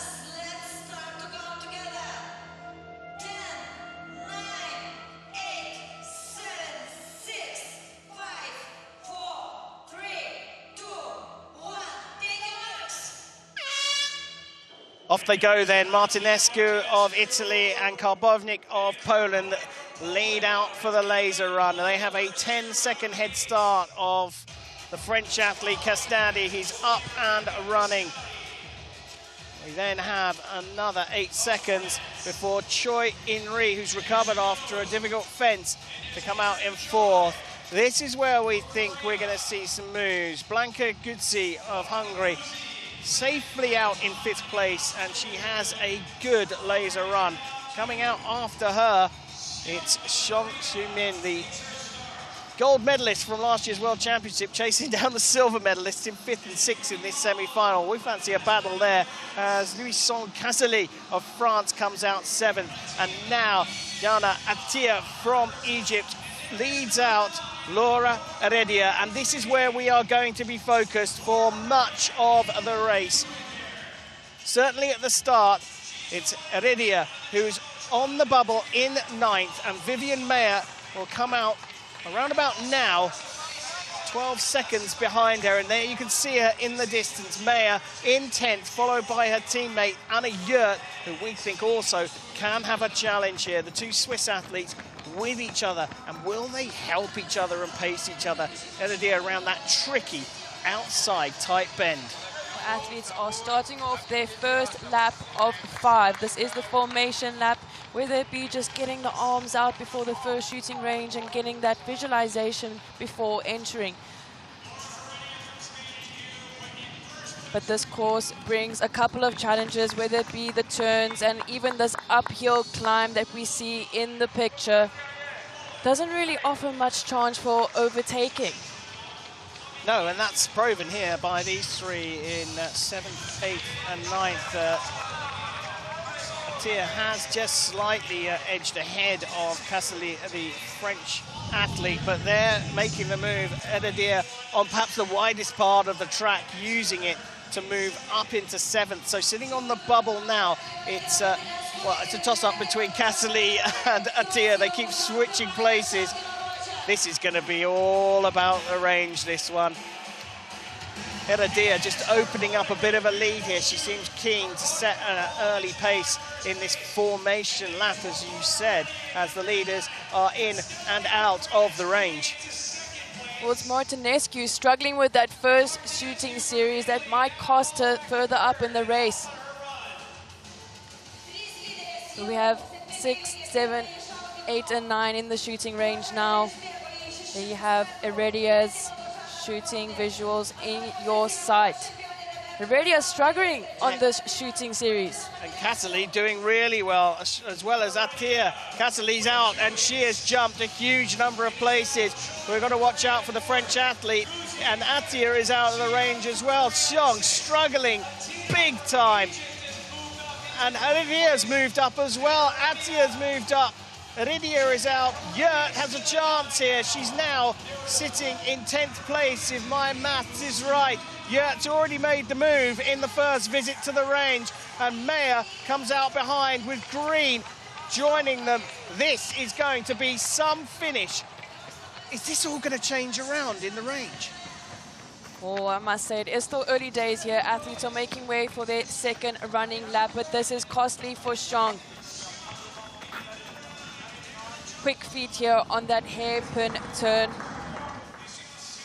Great move through the field for Cassely, Attia and Edidia. Xiong now trailing Edidia, trying to catch up on the track by the looks of things.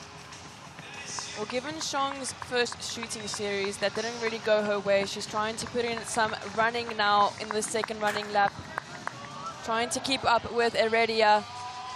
But it seems as if Heredia is trying to catch up to Attia, takes over Attia.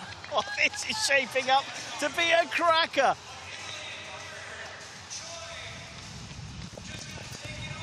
Up front, Martinescu's been dropped from first down to third.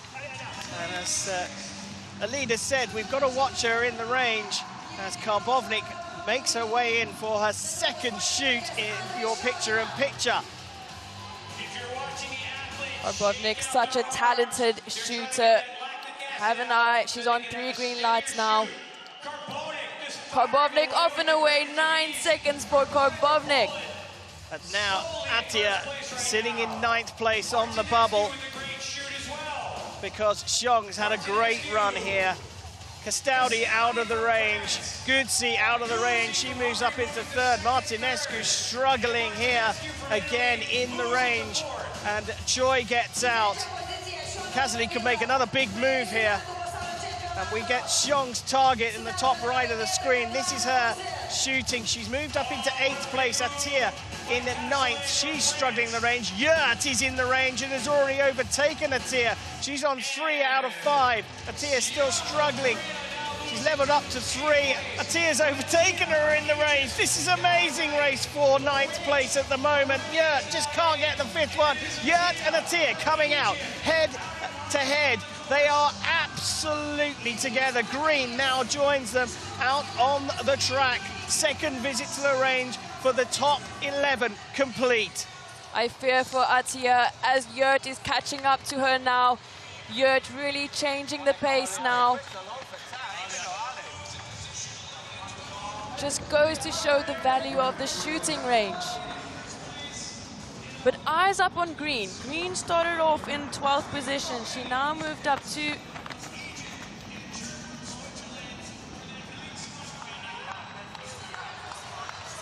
On the straight, Yurt overtaking Attia. Attia, is she losing some juice? She looks like she struggled in the last lap, and she's certainly struggling here. And Olivia Green in the background is now sitting in 11th place, can see Attia, and that will serve as motivation. But the bubble moves to Yurt. Anna Yurt now in a qualification place as Gutsi moves to the front of the pack. The leader changing, well, with every lap at the moment. Karbovnik of Poland moving down into second. Martinescu's maintained third. Castaldi holding fourth as well. Choi's dropped a place. Kazali's moved up, and she's looking pretty safe, but it's this Swiss athlete, Yurt, who I think could even climb further up the rankings here. Will this open the door for the Brit currently sitting in 11th? Atia dropping like a stone as the leaders get into the range for the third time. Well, Karbovnik, as you see again, just 5 green lights for her, and Martinescu coming up with a better shoot.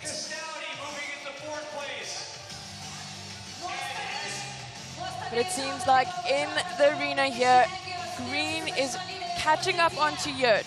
Yurt preparing as she comes into the range, moving a blinker down. Here is her target. 2 out of 2, 3 out of 3, 4 out of 4. Misses the 5th, gets the 6th, and she is out and up and running. What a fabulous shoot from Anna Yurt.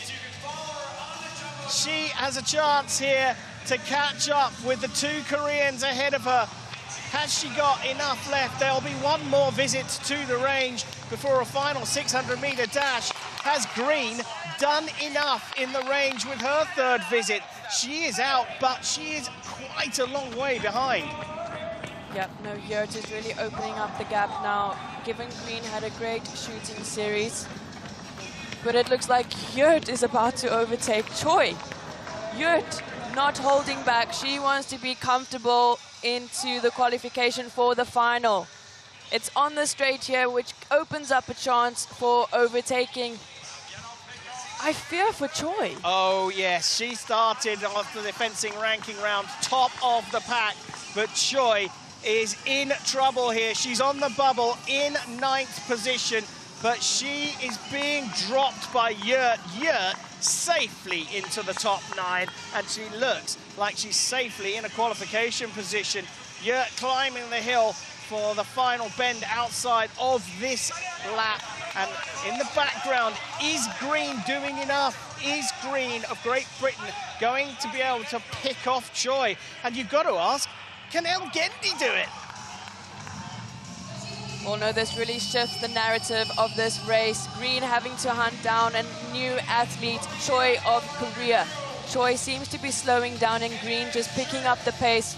But on your screen, you can see the leader of this group, Gutsi, followed by Martinescu in the shooting range. Final visit for the leaders into the range as we look at Yurt.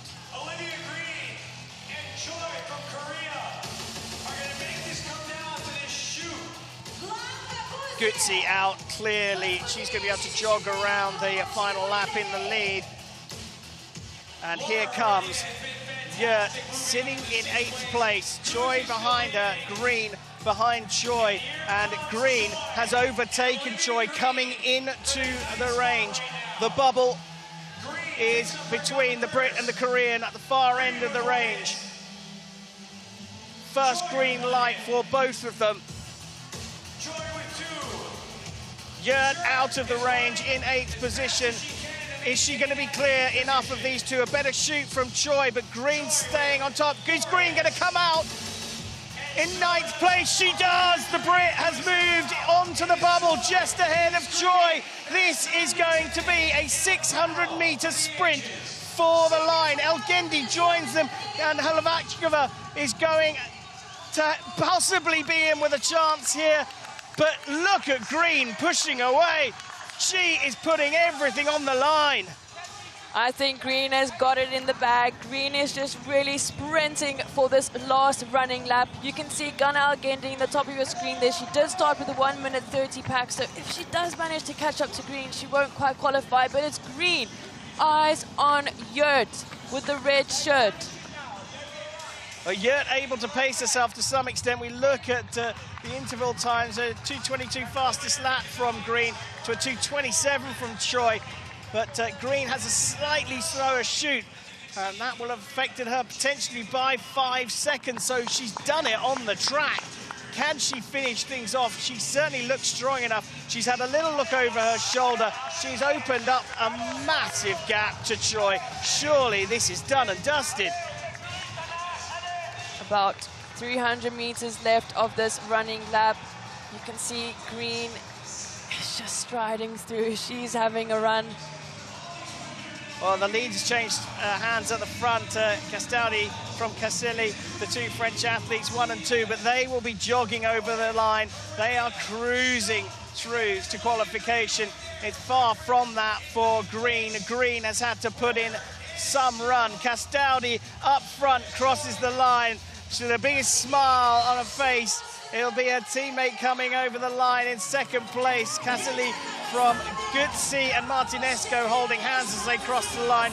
Good pacing from Karbovnik in 5th. And Adir jumping for joy in 6th. Xiong making it through, the reigning champion, followed by Yurt. But Green has done it and made it on the track.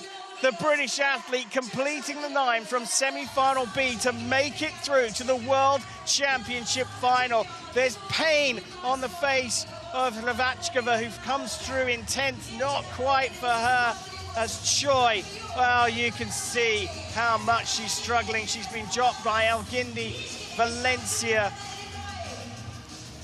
Messeros has come over the line, and Choi collapses over the line. She put everything into it, but just got blown up in the last 2 laps after a very tricky visit to the range. Meyer coming through in 15th. Atia in 16th, although does she get overtaken on the line?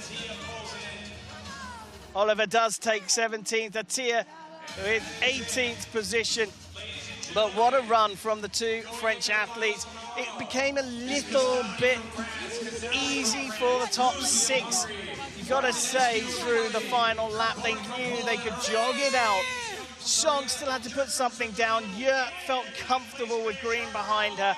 And Choi just dropped away in the final 300 meters, dropping from 9th all the way to 14th. So the qualifiers for the World Championship final. Castaldi and Casilli are from France. As we take a look back at the race,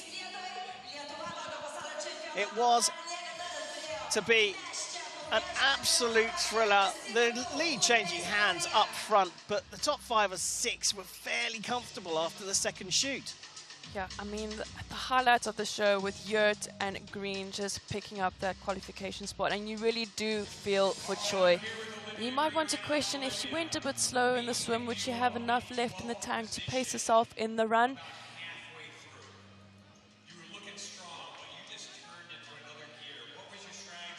Well, Adir on the bubble early doors, had a great shoot. Xiong, the reigning world champion, having to fight hard to qualify for the final this time around. She did, in the end, finish 7th. She was pretty consistent throughout. That was the key for her. But Yurt from Switzerland, I've got to say, Alida, lemonades are on me tonight. You called it. You said Yurt and Green could make it from further down the field, and you called it absolutely spot on. Wasn't she superb? She was so good that we thought it was going to take her till the end to actually get into 9th place, but she pushed on and she finished in 8th by some margin as well. She got out on that 4th shoot with an absolutely, well, dominant lead over 9th. And then, wow, it was just plain sailing from here for Yurt. You've got to feel for Choi. She just ran out of juice. I mean, given Green and Yurt, as well as Gutsi, excellent laser run athletes, and you want to kind of see a showdown with what they could do if they're a bit high up in the ranking, maybe in the final. So it's always great to see these 2 laser run athletes, laser run experts, just taking on the challenge. Choi, though, suffering. She really struggled. Green managed to pull things together after a very tricky visit to the range. She came out and she blasted Choi away. Castaldi crossing the line first from teammate Casilli. the biggest smile in the venue so far during these World Championships, beaming out of Castaldi. Gutsi, Martinesco, Kobovnik, Eridia and Xiong making it through. Yurt finishing in 8th position, and Green completing the qualifiers from the women's semi-final B. All 9 will be competing in the World Championship final tomorrow here in Kaunas, Lithuania.